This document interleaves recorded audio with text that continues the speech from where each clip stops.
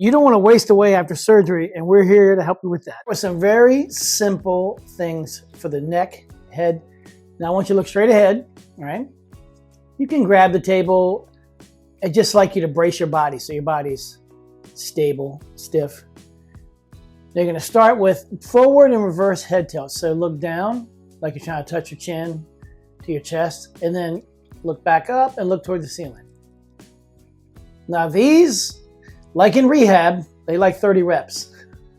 So I like the 30s too, just to get everything warmed up and moving. All right, that's good right there. Now, look over here real quick. I want you to go, you're gonna turn side to side. So look straight ahead and then turn side to side. The only reason for bracing yourself on the table is just to keep your body stable, because I want all the movement to come from your neck. That's good right there. Now we're gonna practice pinching those shoulder blades together. So what you're gonna do is you're gonna face the wall. You're gonna have your fingers, your hands on the wall, pinky down, all right? Now when you slide your hands up the wall, you can be as close as you want to. When you slide your hands up the wall, don't shrug your shoulders. Pinch the shoulder blades back together. Back together, not up, back. It's not a big move. You're not gonna go very far. Yeah, all the way up, all the way down. It's a weird move.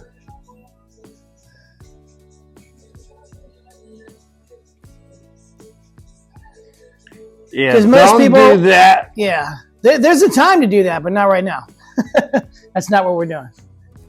Now we're going to do some neck rotations, side to side. And what you're going to do is you're going to do them on the floor. So this is pretty easy.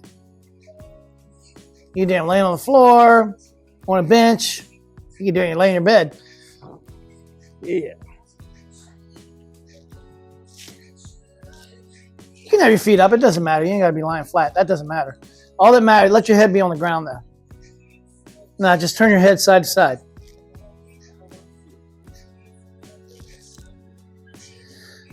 Now all these moves that we show you, they can all be held for a stretch, but we don't want to do that right now. You can do it. Usually I'll probably do that at the end of a set of a workout. But for now, we want to do repetitions. We want to get the muscles working, the blood flowing.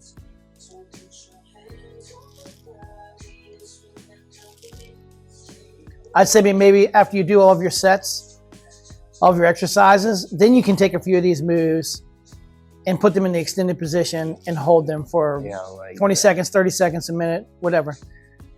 That's good right there. Now we're going to do some more work with the upper back and shoulders, just like you did on the wall. So what I want you to do, be like you're in the mid position of a curl, right? And he has a strap, like an elastic strap. You can use tubing, a band, whatever you need. Each one though has different strengths. So you have to find something that you can pull apart. Literally squeeze your shoulder blades together, hands out. Yep, and then back. Now, like with everything we always tell you, go as far as you can. Full range of motion. And all the way back. Yep. Now, what you're going to do is another variation you always see people do. Grab it over its hand. Grab it overhand and hold it out like this. And then do it. Pull it to your chest. Yep. That's just a variation you'll see people do. Athletes and people in the gym all the time. It's the same thing. Now turn sideways, look that way so I can see what you're doing. Pull it apart. It's the same thing. You're pinching shoulder blades together. Good, right there. Exercise. You want to get to where you're about arm's length away from the wall. You can put your hand palm flat, shoulder height. Keep your body straight up and down from head to toe. Hand on the wall. Lean into it. And then back. Now obviously it's not directly working your neck. You're just holding position. It's working your shoulders, your triceps. Good. Other arm.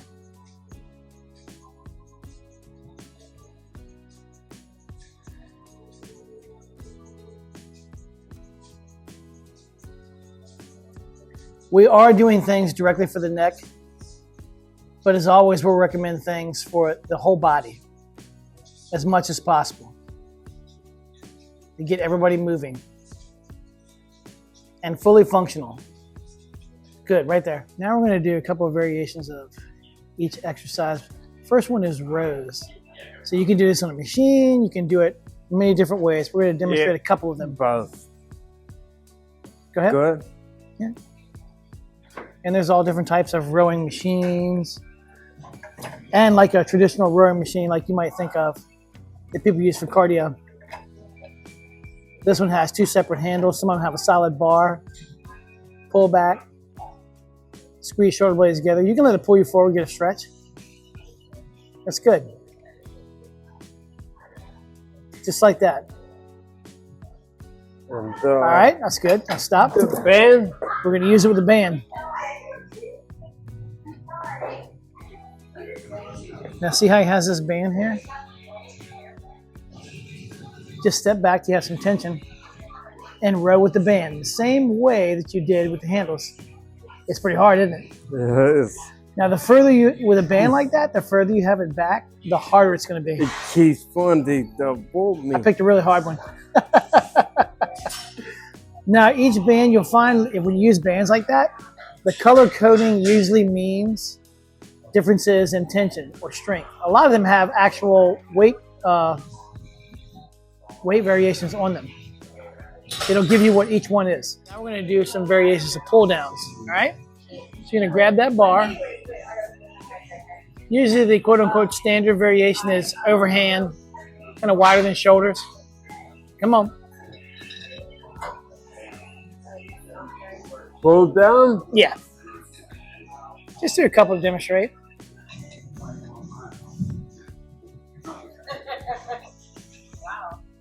Yeah, I like it when you straighten up at the top. Get as much stretch as you can get in the movement.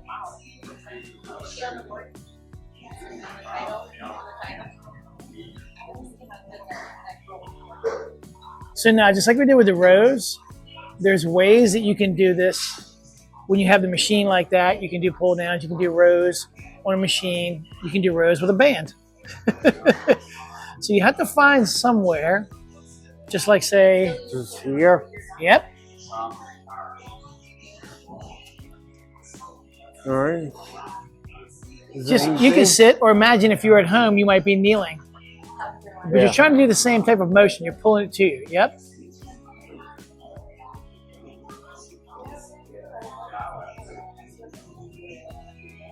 Because you're just trying to simulate the movement.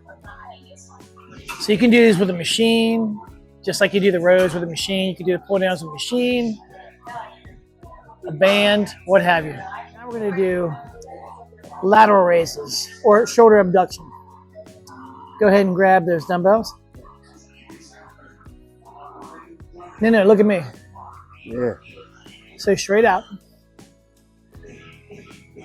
Reps. He's doing it with, keep going.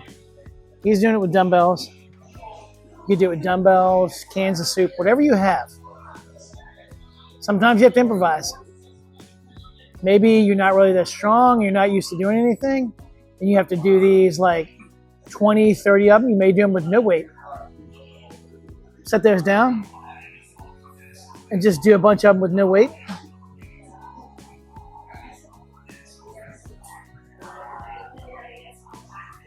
Yeah, so palms down. That's how you would normally do them.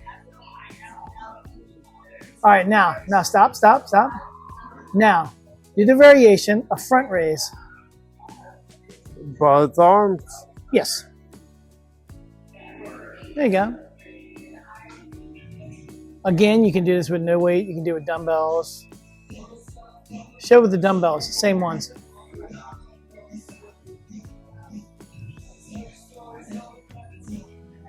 Just if you're home, you don't have access to anything, maybe. Don't bring them in front of you. I bring them down by my side. Yeah. There you go.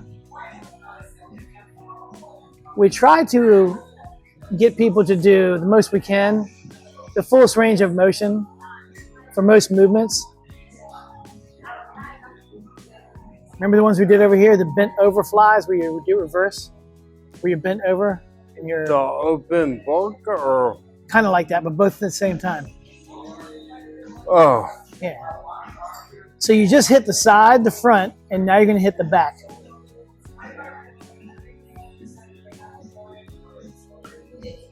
Yeah, there you go. So the first move was the side deltoids. The second move we did was the front. And this is the rear deltoids. Now put those back or set them on the bench and just do it with hands.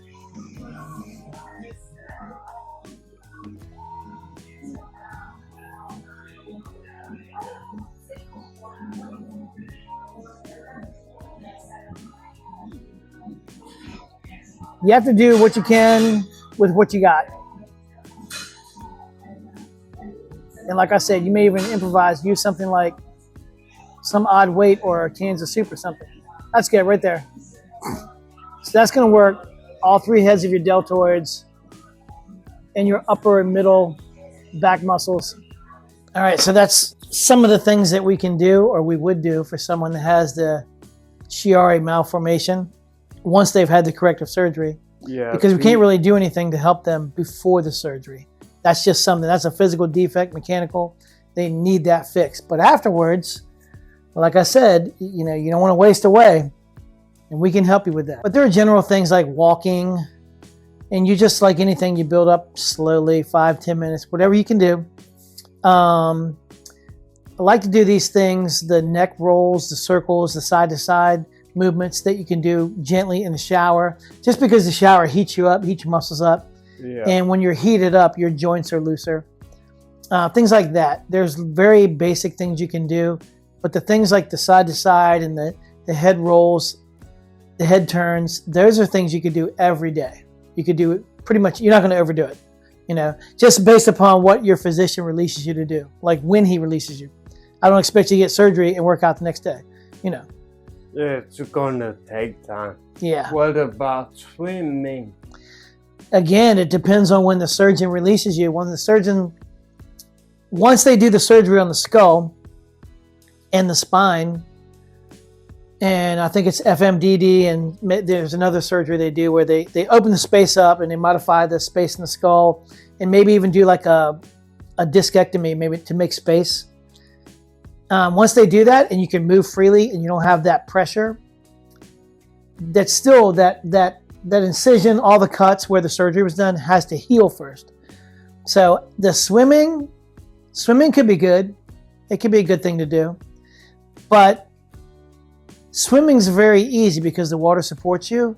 So if someone was really out of shape, maybe they're overweight, or they're just having a hard time acclimating, maybe I might recommend swimming, or swimming in addition to whatever else we have them do. Because I do like it, but we want them to get stronger. We want them to gradually get stronger. If you think about if you added 2 pounds to any lift a month, just 2 pounds more in a month, took you a whole month to do 2 more pounds. In a year, you're doing 25 more pounds. So, everything's gradual, but you can make a lot of progress in a year. So swimming would be good. It'd be a good additional exercise. Nothing wrong with it. And it just depends on what the person's limitations are. Maybe we have them do that, maybe not. But if a person can move and walk and lift weights or do some kind of resistance, bands or pulleys or cables or what have you, I'd probably have them do that.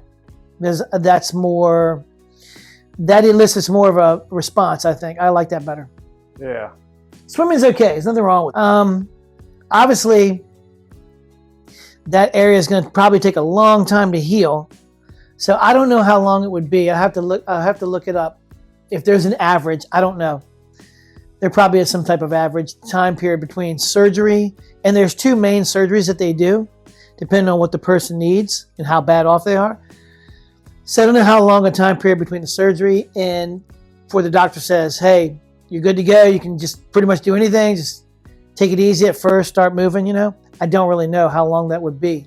But once the doctor gives them that okay, then we're going to start at ground level or below. Really, really easy. See what they can do. Because people talk about assessments, but the first couple sessions are the assessment. I want to see how you move, and we're not going to have anybody do anything crazy. There's not going to be like plyometrics. They're not going to be jumping or running or anything like that. Not to say that later on in life they can't build up to that, but at least for a while they're not going to be doing that. That whole area needs to heal, and it's a very sensitive area. The base of your skull and the top of your spinal cord, you want that to thoroughly heal before you start messing around doing anything that's rougher, more explosive, ballistic, whatever, what have you. So we're going to take things really. Plus, even before I had somebody do all that stuff, something ballistic or jumping, whatever, I would always have them do what we do. That's the preparatory phase. Yeah. Slow, do some reps, build up a little endurance and some strength, then gradually build up. And then once your tendons, ligaments, muscles, joints are strong because you've strengthened them for a while, then maybe you can try something like that. But that's down the road. You don't even think about that right now. So, yeah. Yeah, everyone wants a quick answer. There's no quick answer. No. And like I said, I say this to everybody. Barring an injury or disease, you don't have to waste away. And a lot of people that get injured, like hit by a truck and in a wheelchair or have a disease, they still don't waste away. So for a person that's able-bodied, it's even less of an excuse. Why would you waste away? And if you don't have a function, what do you got to lose by trying it? Because you ain't got it now. So just try. Maybe. Yeah, people with this disorder tend to not want to move around. Oh yeah. They're afraid. They're like, man, I had my neck worked out. I don't want to move. But at some point, the whole purpose of the surgery was what? To get you to be able to move more and have less pain or headaches or whatever the symptoms are that you're experiencing. So at some point, you got to move. But I've seen this a lot in chiropractic. When I was in chiropractic, you'll have people with a shoulder or knee and they'll get it worked on and they won't move and it'll freeze. Yeah. Like, why? It hurts. I don't know of any rehab that's pain-free. I don't know. Even with this, the Chiari Malformation, if they get the surgery, when they start moving gradually, doing little things, they might experience some discomfort or pain because I'm sure there might be some scar tissue in there.